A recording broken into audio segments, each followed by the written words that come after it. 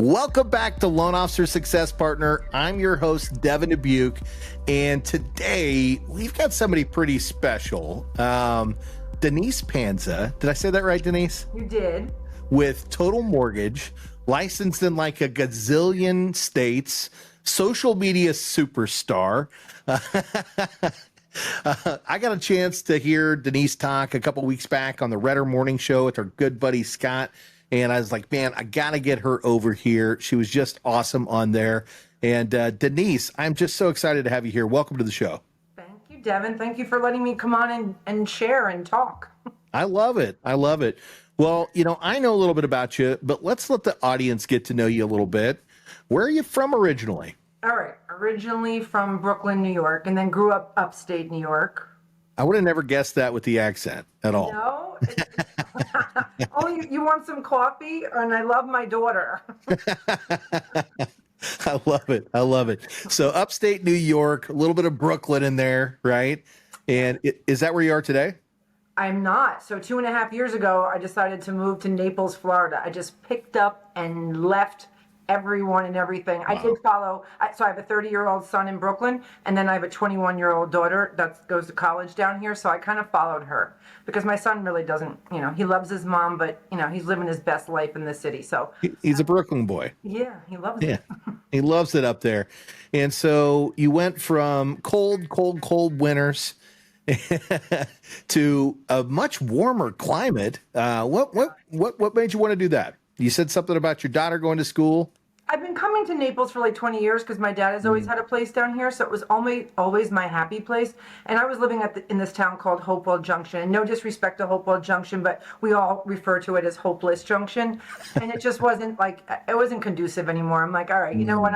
I just can't grow old here. And then when she decided to move, and she's my little best friend, I said, you know what? I'm gonna do it. I'm gonna put my big girl pants on, and I am gonna just sell my home, buy one in Naples, and live my best life. I love it. Take the plunge. So what were you doing when you were in New York? Were you in the mortgage space? Yes. So originally I went to college. So my last name is Panza. I've been Panza for 54.5 years. But I went to college in Boston at Northeastern, and I wanted to be PI Panza. I wanted to be a private investigator. I'm obsessed with all of that crime stuff. I do feel like as a loan officer, you do have to be a little bit of a detective. I wouldn't disagree with that. I think you're right on the money. Yeah. You have to ask so many questions. If be you don't curious. ask questions, that's when the deal, goes bust. So I went to college in Boston, as I said, for criminal justice. Didn't do so well in that one major. Had to switch gears, and then I became a teacher, kindergarten through 6th grade, which also is kind of what I do, right? I teach, I educate. Education. Buyers, right? Yeah. And then I ended up moving back to Brooklyn. I wanted to teach in the inner city. Couldn't get a teaching job. Went back to Boston, thinking they'll hook me up with a job. And then I got pregnant and had a baby, and I'm like, oh my God, I need my mom. So I moved back to New York, and I needed a job. And there was still a teaching freeze, so I couldn't get a job. And then I had applied for this position as a post-closer at a mortgage company, and here I am 30 years later, from post-closer. There it is. Yeah, to closer to loan officer. So from PI to kindergarten teacher, right, to new mom or expecting mother, right?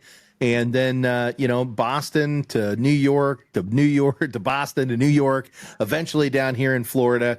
And, I'm in Dallas, but you're in Florida. And you get in 30 years ago, which was that like 5 years ago? Like, I don't understand. How 30, I don't understand. Like 30, that doesn't even make sense that you've been in the industry for 30 years. But maybe you're like Benjamin Button, you age backwards. I don't get it. But so you get in the industry as a closer, and how's that work? How does that transition you over into the origination side of the business? So post closer, which is really just you're a copy queen. Yeah.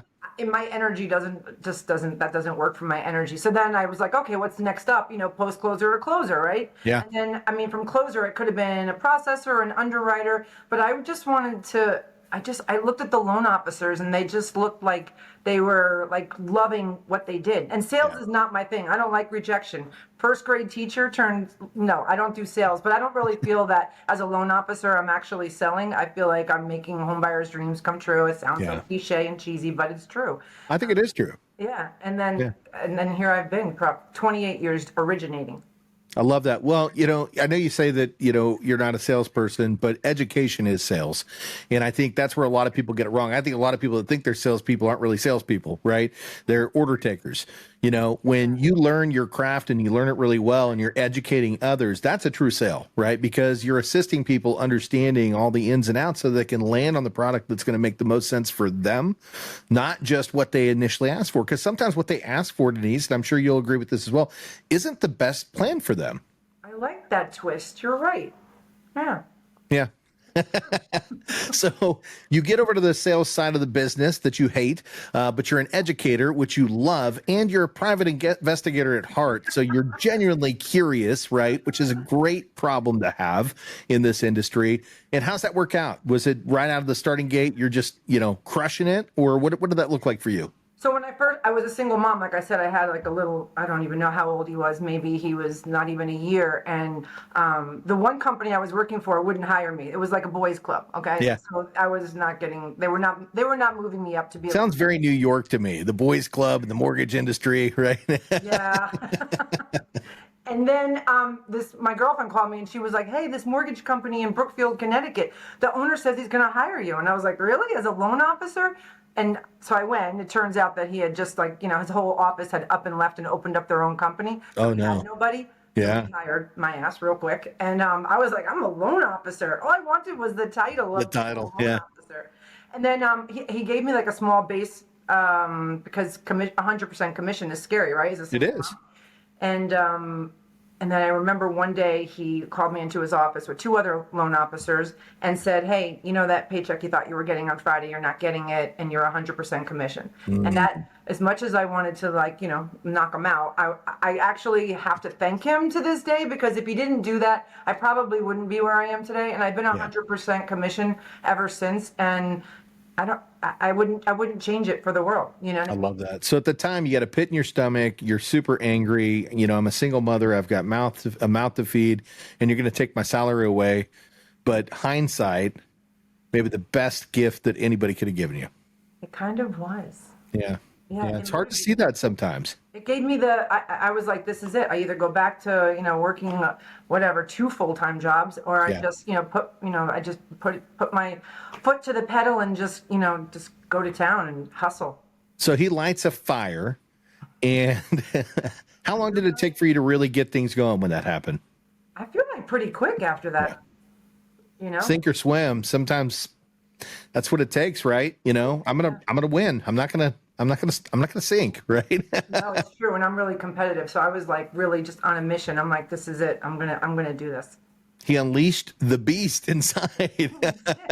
I love that. I love that.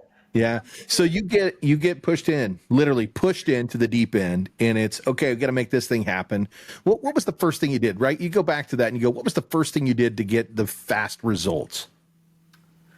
I just remember I worked a lot. I probably that's the one thing that my son, likes to remind me, that I wasn't there for like every game, because I wanted to give him a really good life. You know what I mean? And I just worked a lot. But worked on what? Right? Did you have leads coming in? Did you have to go out and find that business? Like, what was that? What did that look like? No, back then it was leads. He provided leads, and people just called the company.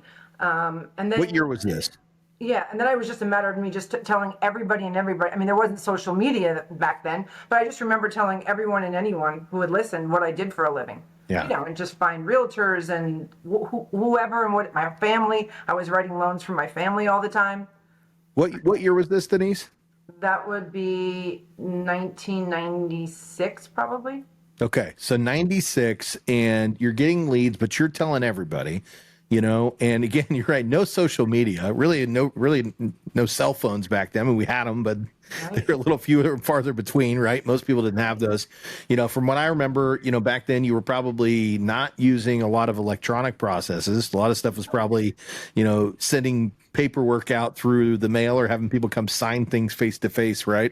Everything was handwritten. And back then, like even you would meet your appraiser at the gas station, because he just went to CVS and printed 4x6s and like taped them to the appraisal report. So literally hustling. You're out there hustling it up, but you got a mouth to feed, and you're not going to let your little boy down. And you did. And yeah, you may have missed some games, but guess what? He never had to want for anything because mom was out there doing what it took. Correct. Yeah, that's huge. So you learned the business the hard way, which is awesome because I think that's how we learn more from our mistakes or from the hard things that we're faced with than we learn from when things are given to us, you know? And you flash forward to today. And, let's talk about that because, not only, have you become a master at the business, but you've also learned something that's really special. I think this is how we ended up connecting in the first place on the Redder Show, because you've really built a great presence on social media, specifically on LinkedIn. How do you do that, right? Like, how do you get present? And I'm gonna spoil this a little too, because last time we talked, you talked about how shy you were and how getting on camera, can make you a little uncomfortable. But man, you're all over the place. Like, how do you do that? But that's easy because that's just me. I'm an empty nester, right? I have a lot of free time, so it's just me and my cell phone. That's it. That's how we do the videos. That's how I do the pictures, the letter boards. So I'm comfortable with just me, But and then obviously it's going to be posted on social media, but it's not like this. It's not live, like live events. Oh my gosh, don't, never. You killed it. One time with your friend. Yeah. No, you did great on that though. You did great on the show. And, at the end of the day, sometimes, we feel like we're not great at things, but you really are, right? Because you're a wealth of knowledge. You've been in this business for long enough. You understand it inside and out. And, we're talking about a subject that you're great at, right? You know how to do this because you built a social media platform where a lot of people struggle with that, right? So how did you get started? What made you say, hey, look, I'm going to build a social media presence? Where did that come from? Okay, so everyone was on Facebook back in the day just to have fun, right? That was how we communicated. And then I thought, all right, well, let me start talking about what I do on Facebook and on Instagram. But back then, like Facebook and Instagram, people don't want to hear Denise Panza talk about mortgages all day long, right? Yeah, they don't want a billboard. Yeah, they're gonna block me. They're gonna block me. And then I thought, okay, well, where can I go that I can do this? And I just, I was on LinkedIn, right? Because everybody should have a profile on LinkedIn. I think at the time I thought it was more for where you go to get a job. So I was like, but then I started like watching people on there and it wasn't just all about, I'm like, oh wow, look at her and look at him and look what they're doing. And this isn't all about just looking for a job. So I'm like, and that was 8 years ago. So it took a long time to get where I am. I'm sure other people can jump on tomorrow and have, 50,000 followers in a week, but it took a long time and I just had fun with it. Yeah, but you have real followers too, so at the end of the day, yeah, you can get on and build followers really fast. But at the end of the day, a lot of the times those are paid followers. Those aren't real followers. Yours are real followers. You built that. And I love that you said that though, because some people go, man, I get on and I make these posts and it's not getting me anywhere. What's funny is here you are 8 years later. I want to make sure you guys heard that 8 years later, right? And she has a huge presence and a lot of followers. So was that overnight? No, it was 8 years worth of working towards the goal. Yeah. 8 years. So, and what's the benefit for you, having that social media presence? Do you get any value from that? Or is it just, man, I got a lot of friends on LinkedIn? I write so many loans from LinkedIn. That's why I have so many licenses, Deb, because I'll have like a couple will say, hey, Denise, my husband and I are buying a house in Texas, or Denise, we're doing a loan in Georgia. Can you help out my mother or something? And the next thing I'm like, I'm going to get this license. Because that's so great, right? Like LinkedIn is just, everyone's all over the place. So I thank LinkedIn for helping me get all my licenses. But I write a lot of loans from LinkedIn. That's awesome. Normal people, just like me and you. They watch me on there and they're like, oh, she kind of knows what she's talking about. We need a mortgage. How about we call her? You're building trust. Yeah. You're building trust because you're consistent. You're consistent with putting things out there. And at the end of the day, once somebody taps into that and they go, okay, this is a reliable source to get the media from. We always say, make sure that you've got a reliable source as to where you're getting the information from, right? Because there's so many sources out there right now. And how do you know what's reliable and what's not, right? But you're qualified. You've been in the industry for long enough that you understand it inside and out. You've worked from the back, literally the back side of the business, all the way to the front side of the business. And, at the end of the day, you're giving out insight and information that's helpful, that people need to know, that they need to hear, and they're gaining trust because you're doing it. So What's the strategy there look like, right? Like how often do you post? How often do you record? Do you record it all at once and drip it out slowly? Do you record day to day? Like, what does that look like for you?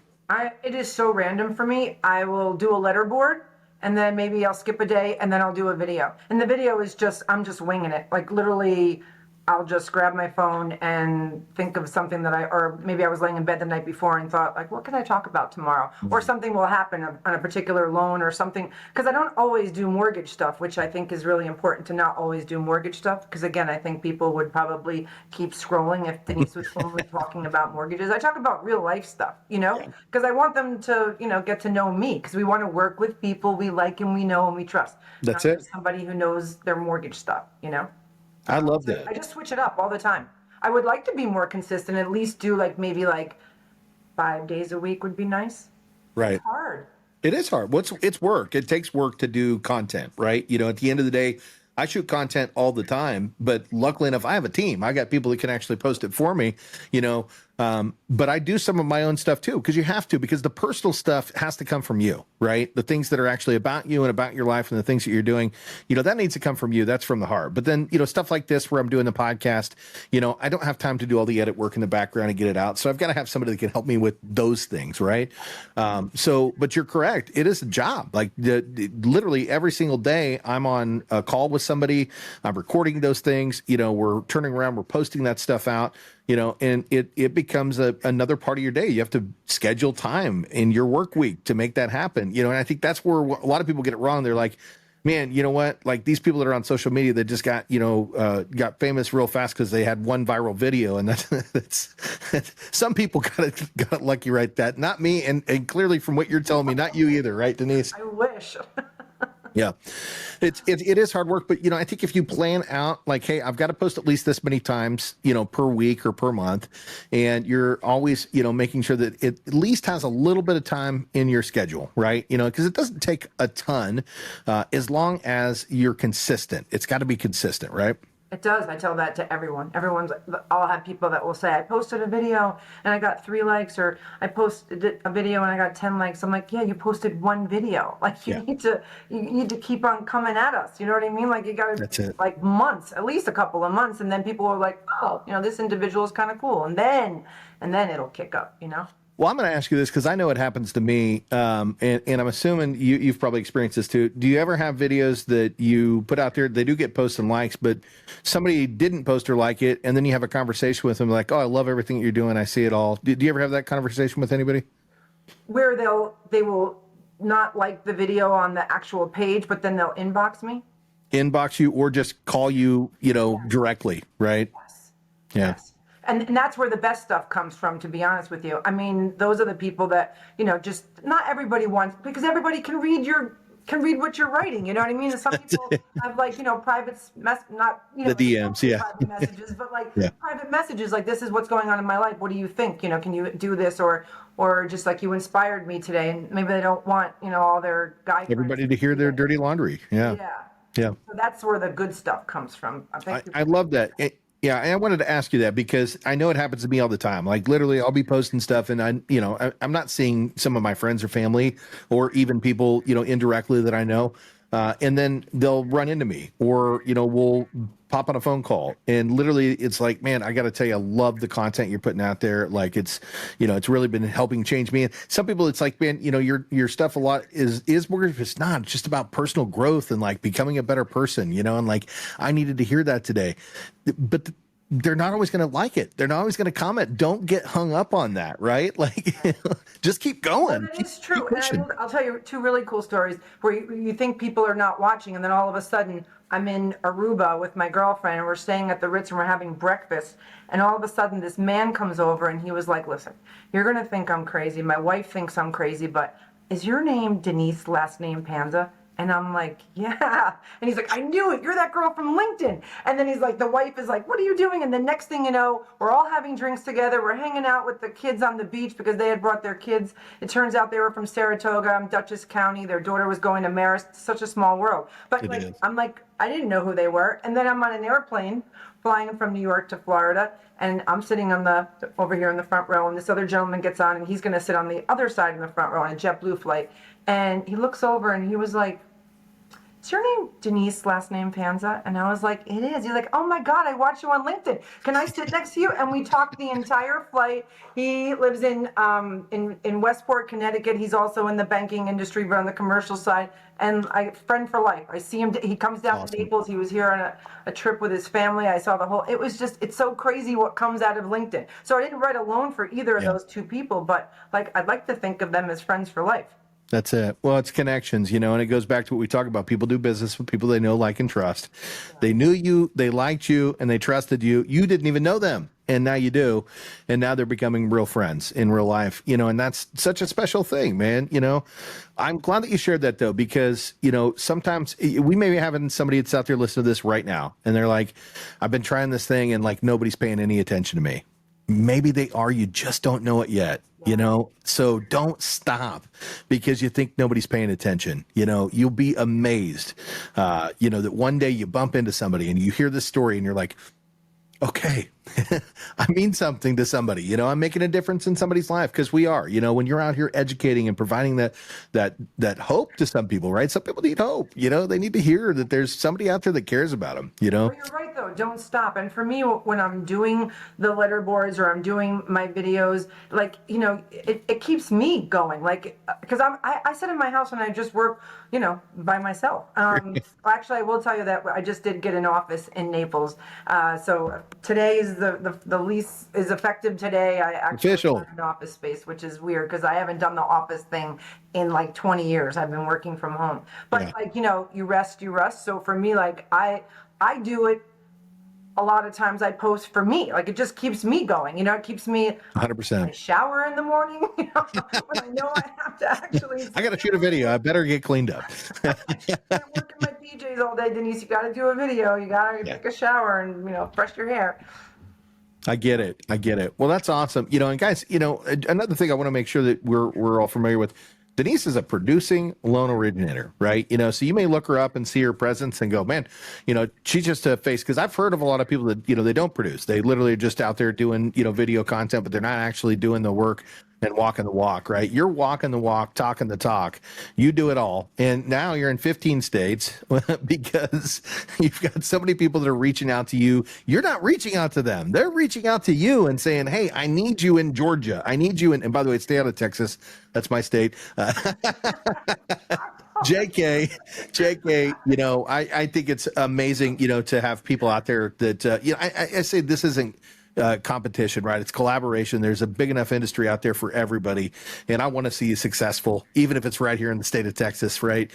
Be in our backyard, but at the end of the day, like, think about that. Think about building yourself a presence where people are coming to you from other parts of the world that bump into you on an airplane or when you're on a vacation resort, because you took the time to make yourself present on social media and build a nice little career behind it that, funds a beautiful life for you, right, Denise? Yes, I love it. I feel very, very blessed.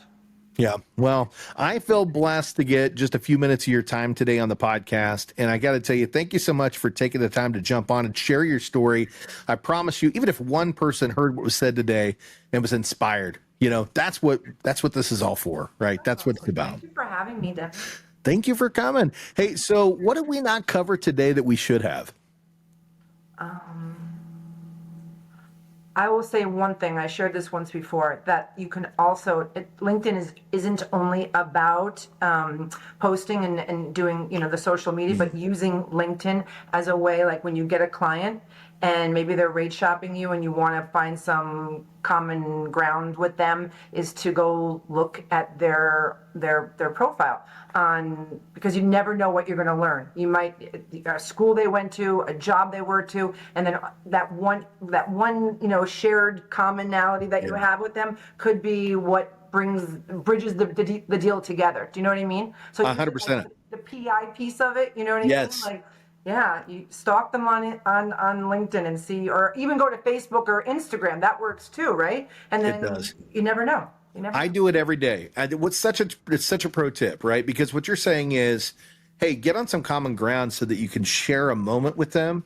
Because again, when you become a friend, they're not going to do business with somebody else over a couple $100 or $1,000, right? They want to work with you because you're family to them, you're friends with them, there's somebody that they trust, right? And this isn't, using this as a sly trick to break their trust. It's using it as an opportunity to build a relationship, right? Yes. You might took the even be- time right. to learn that. Yeah, you might be friends with their cousin in Philly, but who cares? That might be enough to just be like, you know what? I'm working with you, Panza. I'm working with you, Deb.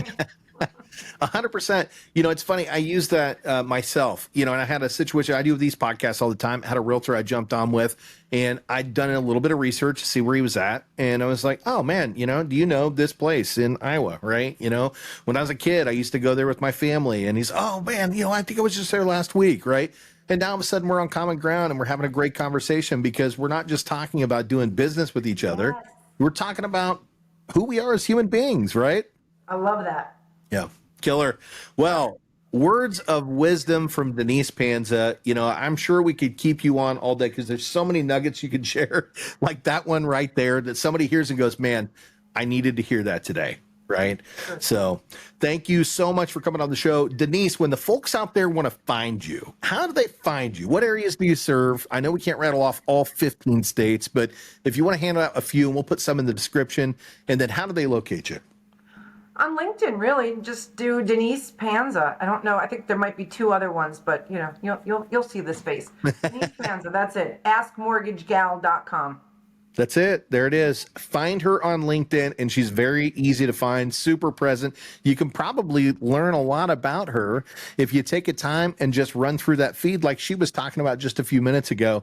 And if you're looking at doing business in one of the 15 states, we know Florida at least is one of them. I think she said Texas and Georgia, so there's two more. Hey, go research her. And if she's not licensed in your state, she'll probably get licensed just to help you out. So, make sure that you reach out to Denise, man. You're going to have a great time, and you're going to meet somebody who's actually cares and wants to get to know you and build a relationship before the business, which I think is what this is all about. Thank you. Thank you. Thank you. Well, I think this is probably a wrap for today. So, hey, thank you guys for tuning in to the Loan Officer Success Partner. We're going to keep bringing back great guests like Denise. Might have to bring her back again for a part 2. Let us know if you want to do that. Just comment below. Hit the DMs. If you want to find Denise's information, we sent somewhere across the bottom of the screen, but also go look in the description on the podcast or on YouTube if you're over there watching the video. And if you're not on YouTube, get over there and meet Denise face to face and then find her on LinkedIn. But I think that's it. So I'm Devin Dubuque. This is Loan Officer Success Partner, and we will see you on the next one.